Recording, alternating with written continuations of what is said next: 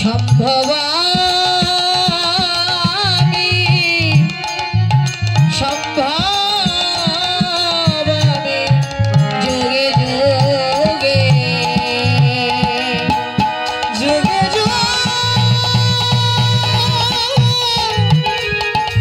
সম্ভবামি যুগে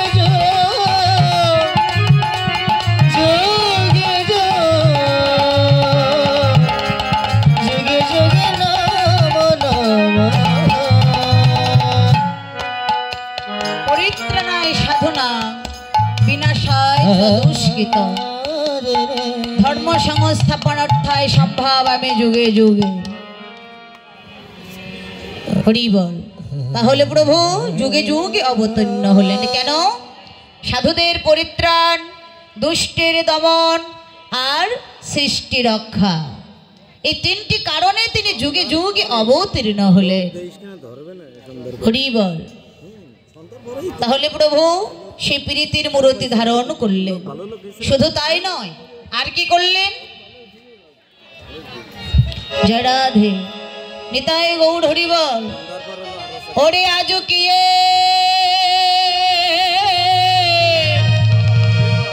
আজু কিয়ে আজু কিয়ে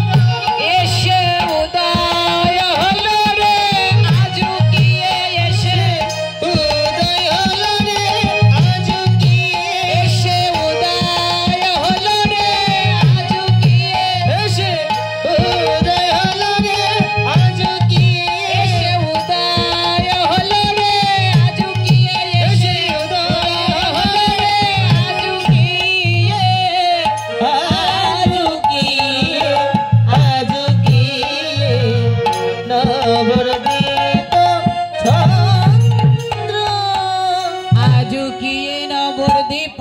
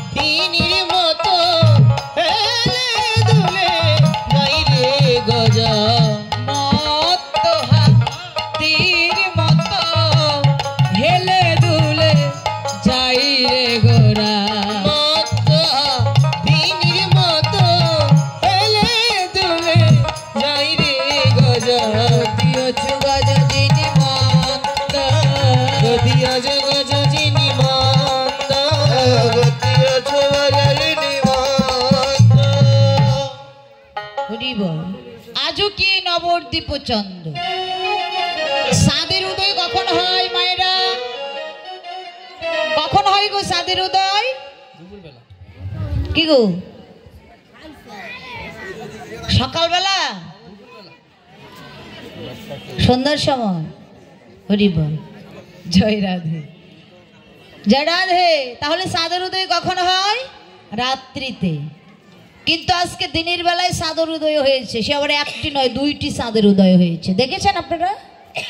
কি গো দেখেন নাই? হরি বল। তাহলে দুইটি চাঁদের উদয় হলো কোথায়? এই শ্রীধাম নদিয়াতে। একটি হলো নিতাই চাঁদ আর একটি হলো গৌর চাঁদ। হরি বল হরি বল হরি বল হরি বল হরি বল। তাহলে মা এই প্রাকৃত জগতে চাঁদের উদয় হয় রাত্রিতে। এই প্রাকৃত জগতের চাঁদ যখন গগনে উদয় হয়, এই প্রাকৃত জগতের চাঁদ কি সব জায়গায় আলো দান করতে পারে বাবা? এই প্রাকৃত জগতের চাঁদ কিন্তু সব জায়গায় আলো দান করতে পারে না। তিনি তিনটি জায়গায় কখনো আলো দিতে পারে না। কোথায়? এক হলো বনে, এক হলো ঘরের কোণে, আর এক হলো ভক্তদের হৃদয় মনে। হরি বল হরি বল। আর একবার গুরুর কৃপা বলে যদি কোনো ভাগ্যবান ভাগ্যবতী হৃদয় মাঝে আমার গৌর চাঁদের উদয় হয়ে যায়, ওই চাঁদ কি করে? ওই চাঁদ ভিতরেও নাশে আবার বাহিরেও নাশে। হরি বল হরি বল। ভিতরে নাশে বাহিরে নাশে,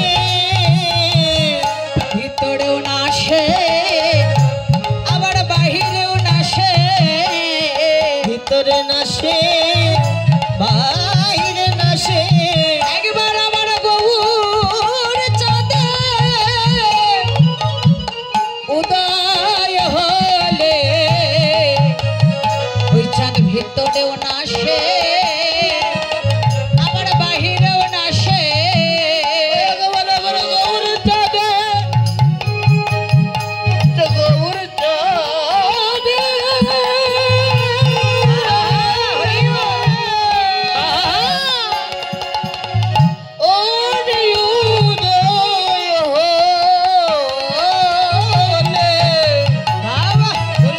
গৌর চাঁদে ভিতরে নাশে নাশে ওরে বাইরে নাশে। আমার গৌর চাঁদে উদয় হলে সে মায়ার ঘরে রইতে পারে না রে।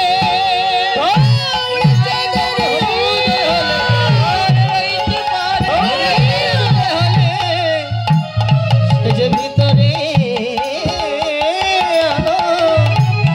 বাইরে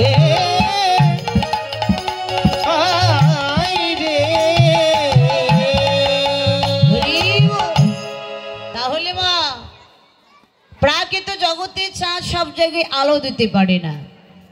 আরে অপ্রাকৃত গৌর চাঁদ যদি একবার গুরুর কৃপা বলে কারুর হৃদয়ে মাঝে উদয় হয়, ওই চাঁদ তার ভিতর বাহিরকে আলোকিত করে। তার আর অন্ধকার বলে কোনো কিছু থাকে না। কিন্তু ওই গৌর চাঁদ তো সবার হৃদয় মাঝে উদয় হয় না বাবা। যারা ভাগ্যবান ভাগ্যবতী গুরু কৃপা যাদের প্রতি এ জগতে, তাদের হৃদয় মাঝেই উদয় হয়। হরি বল। তো এবার কি করলেন? আজও কি নবদ্বীপ চন্দ্র কামিনী কাম কলিত সুমানস গতি ও চু গজ জিনে মন্দ। গজ অর্থ কি মায়েরা?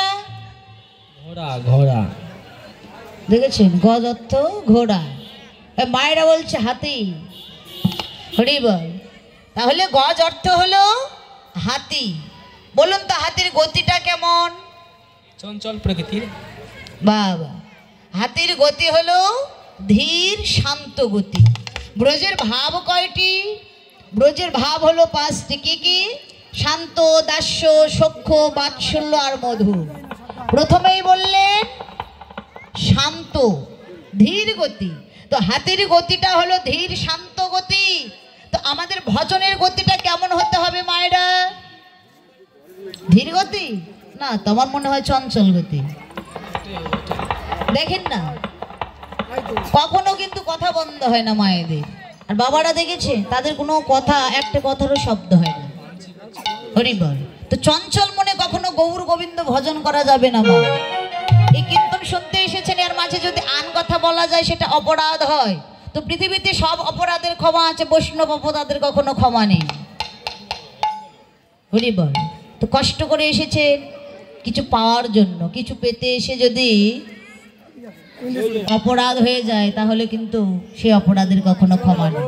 তো সবার চরণে নিবেদন, যেখানে হরি কথা হয়, যেখানে কৃষ্ণ কথা হয়, যেখানে ভাগবত আলোচনা হয়, সেখানে কিন্তু বাজে কথা বলা যায় না। হরি বল। তো কৃপা করে কথা বলবেন না। জয় রাধে। তাহলে